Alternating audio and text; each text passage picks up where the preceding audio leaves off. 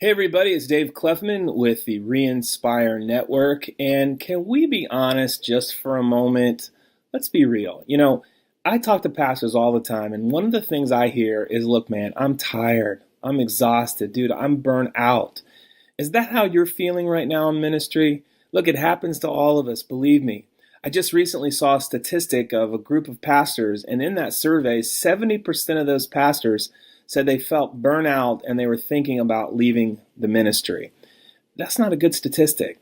That's why pastors need to take time out. They need to rest. You need to take some vacation. You need to take a day off. And that's why I'm excited about today's Pastor's Vine. I'm going to be interviewing Pastor Joshua Pease.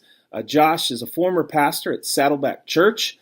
He's also a speaker and an author. He's been featured in such publications as Relevant Magazine, Thriving Marriages, and Church Leaders. And that's where I actually first learned about Josh. I read an article he wrote called Before the Chariot of Fire, Elijah Burned Out. And it was an article that really talked about pastor burnout. And so today I'm going to interview Joshua from Colorado. He's going to be talking a little bit about this article and about his own experience. If you're a pastor and you're tired, you're exhausted, this is really an interview you do not want to miss. So stay tuned for today's Pastor's Vine.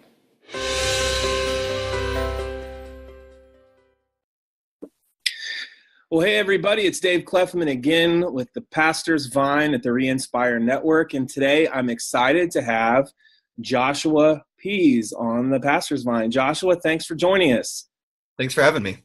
Well, Joshua, let's start off by just telling us a little bit about your background. And one of the reasons why I wanted to speak with you is about an article you wrote in Church Leaders, and it was called Before the Chariot of Fire, Elijah Burned Out. Mm-hmm. And as you know, I deal with a lot of pastors, and many of which are tired, exhausted, and let's be real here, they're burnt out. And that article really spoke to me. So first off, just talk a little bit about your background, maybe your own experience being burned out yourself. Yeah, my story, I could spend a lot of time telling it. I'll skim, and then if you want to ask more details about it, feel free to. The short version of a very long and complicated story is I was in ministry for 11 years, and I spent most of that time really dreaming about like like that dream job where I could like lead a team, where I could be speaking regularly, it's like I just felt like, oh man, that's where my skill set's taken me, and I was working my way toward that position in a lot of ways, and got into that job and realized I had no idea what I was doing, that I was terrified out of my mind that people would find out that I didn't know what I was doing. And around that time, my wife and I had our first child, and he had a really difficult first 6 months that were pretty stressful for us. My wife and I were fighting all the time. She was going through postpartum anxiety. I was dealing with levels of anxiety I'd never experienced in my life. And underneath the surface of all of this, and I didn't realize this until much later, there were some, almost like emotional ticking time bombs in a lot of ways that were just waiting to go off. It turns out in sixth grade, it was a memory I had, but I'd never had a classification for it, that I was sexually abused when I was in sixth grade. And it could have been worse than what it was in some ways, but I'd been saying that for years. Oh, I'm so grateful it wasn't worse. And the reality is I'd never really dealt with that. And then just some upbringing, family stuff. A lot of things were just sitting there that I had never really grappled with. Mm-hmm. And so all of that hit all at once. And the short version is that I just kind of emotionally melted down and ended up leaving that job. Was that with Saddleback? No. So I was with the church that I was out after my time at Saddleback. Okay. And so it was a really painful, probably the most painful year of my life. And it has, now I'm kind of doing freelance writing and speaking. I'm not in a full-time ministry position. And what's interesting is, as I reflect back on that, I find myself realizing, or both in my conversations with pastors and then just kind of wondering how many more pastors out there are have some of that same cocktail. It might be some different circumstances, but where there's stuff underneath the surface just waiting to annihilate them, and wanting to be a voice of saying like, hey, I think it can go differently. I think there's a better way to do this. And I think a lot of pastors, until they get in that role, they have no idea the time, the emotional investment, Uh, let's be honest, high maintenance people that you have to deal with in the church world. There's so many issues they face. A lot of them just feel like giving up sometimes. I mean, I yeah, think I talk to pastors who, they can't break this specific attendance barrier, or they get more complaints maybe than encouragement, that kind of thing. sure. You wrote this article kind of looking at the story of Elijah, about his experience and how he handled burnout. Can you talk about that, unpack that a little bit? Yeah, so growing up, I think I was explained the Bible really well in terms of like factual information, or kind of like the typical Sunday school stories or whatever. And so, there's that story about Elijah and the prophets and Mount Carmel and calling the fire down. It's a great story. Yeah. That's the story I grew up being familiar with. It's the story after that I had heard. But I don't think in the culture I grew up with, sometimes people let the emotional complexity and just even psychological, just the Bible is so rich with how psychologically and emotionally honest it lets the people in it be. Yeah. And it's so true to life that you have this huge ministry experience, and then immediately afterward you realize the world is still the same world. Your church is still the same church. And yeah, that cool thing happened, but in a lot of ways, nothing really changed. And you're faced the next day with all the same problems, all the same difficulties, all the same people, all the same stuff inside of yourself. And I think there's a depression in ministry that can set in really well. And sometimes that's after like a big event. And then I think sometimes that's just that wear and tear that happens on you over time.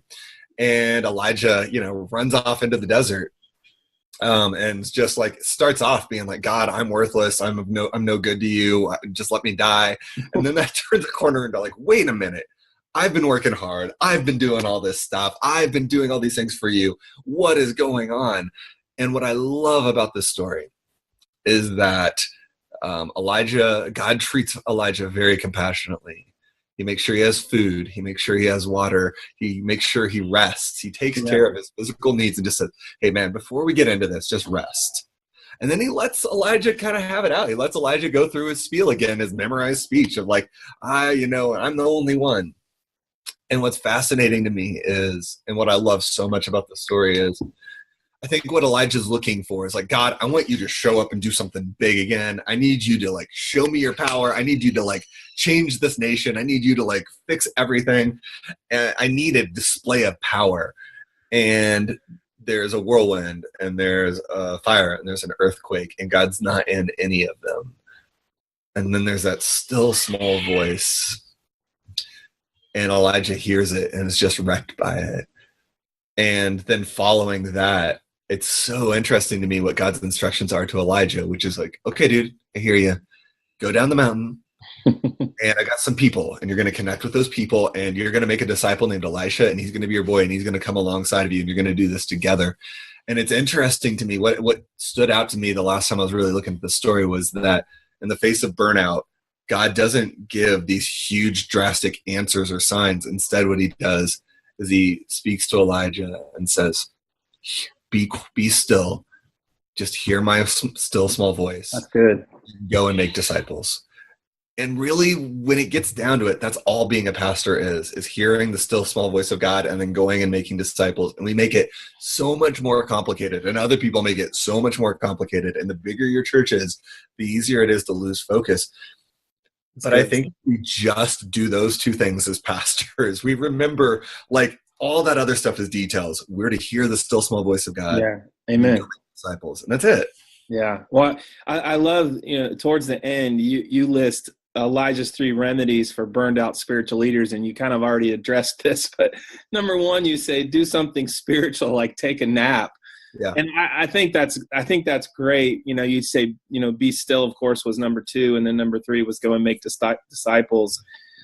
How do you encourage pastors to do that? I mean, here's what I see is there are many pastors who, I'll say, hey, when's your day off? And they come up with some excuse like, oh, it's Saturday. I'm like, but you're still getting ready for Sunday. I mean, take a specific day off, or do you take vacation? I know pastors take sabbaticals.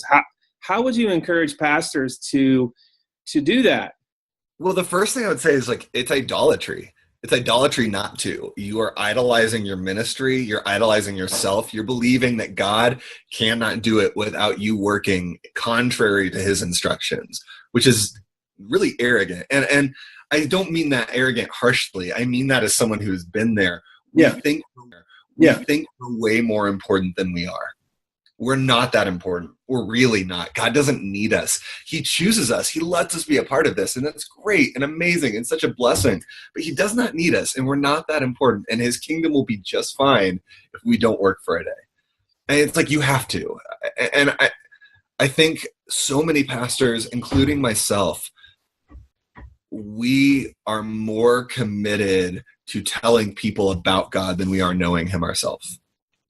And the moment we get those two reversed, we're doomed. Like, we will crumble. And I think part of the reason you see so many pastors who are experiencing these scandals right now is because they were so gifted at creating church cultures to tell people about God, but they weren't just being still and knowing him.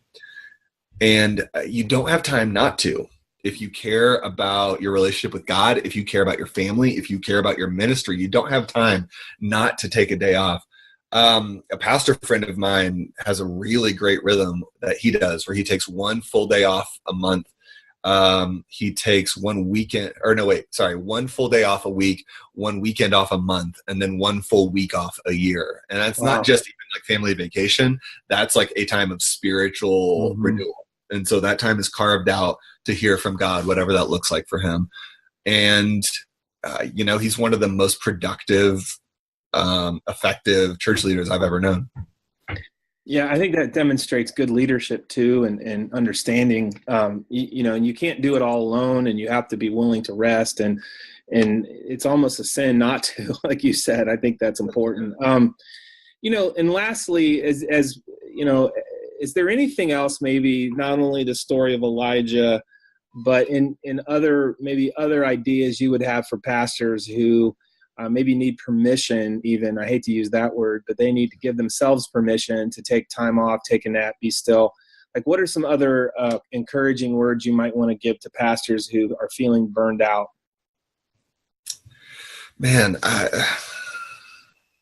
so many things. Honestly, so many things. You're not alone. You're far from the only one. As a matter of fact, more pastors, including the pastors you look at and like admire so much, are going through it too. And so know that, like, if ministry feels overwhelming and hard, it feels like that for just about everyone. It is, when you think about what ministry is, our job success is something we can't do, which is convince people to love God more. We literally cannot do that. So our entire job is built around a task we cannot accomplish. That is terrifying when we stop and really think about that. And so I think there's a part of it. I guess what I would want pastors to know is, like, you're not your job, and you're not your ministry. And so many pastors, I know that so many pastors who are hearing this, I know that they know this, but, or at least they know they're supposed to know it. Right. Your ministry success does not validate your worth as a human being. That's good. So many pastors get into ministry not knowing that. I don't think they know this, but so many pastors get into ministry because I think they think that's like an extra spiritual thing, and that, like, that God will be even more pleased with them. And it's like subconscious. It's kind of beneath the surface, but there's this idea of, like, well, this is a thing that's really going to advance God's kingdom, or it's really going to make God proud, or it's really going to make a difference. And the reality is, we haven't been called to any of those things. All we've been called to is just to know and love God, and to be loved by him, and to let the overflow of that love spill into other people. And I think as pastors, any pastor out there, what I would want to tell them is, you're loved and you're good enough just as you are, and you don't need more ministry success. You don't need a bigger audience. I've gotten to be at some of the biggest churches in the country. It's overrated, to be honest with you. The pinnacle of pastoral success is very lonely and hard and kind of miserable, and you will never be happier than you can be right now, where you do your job you go home holding it up to God and saying, do something with that, and then go spend time with your family. That's the most happy you'll ever be. So just do your job as best as you can, leave the rest to God, and then live Good. your life. It's kind of like you ended your article by saying, let's be honest here. It's okay to be depressed, discouraged, and feel alone because ministry is hard. And then you kind of bring it to a close by saying, so go rest, be still, and make disciples. And when you simplify it, that makes all the difference. So that was awesome. Well, Joshua, thank you so much for your time today. I also want to plug a book that you wrote called The God Who Wasn't There, Looking for a Savior in the Middle of the Pain, or in the Middle of Pain. Yeah. And how can people get your book? Yeah, it's on Amazon. So you can either search by my name or by that title on Amazon. You can find it for print. You can find it, it's ebook, whatever. It's short, and it's the story of Lazarus, basically. And what do we do when we really want Jesus to show up and save the day, and he waits and doesn't? And then, yeah, I'm sorry, I didn't mean to interrupt you there. And then if anybody wants to book you to speak, how would they do that? You can go to Joshua Pease, Pease, joshuapease.co. And there's a form you can fill out there that'll get in contact with me. But yeah, if you're looking for a writer or a speaker for anything, please let me know. Love to serve your church. Awesome. And again, the article that we're referring to today is called Before the Chariot of Fire, Elijah Burned Out. And that's on churchleaders.com. Is that right? Yep. Okay. Joshua, thanks again for joining us today. I just want to wish you continued success in your endeavors and whatever you're doing. You're doing a great job. You're an awesome writer. I love reading what you've written. And thanks again for joining us today. Yeah, it was a privilege. Thanks for having me.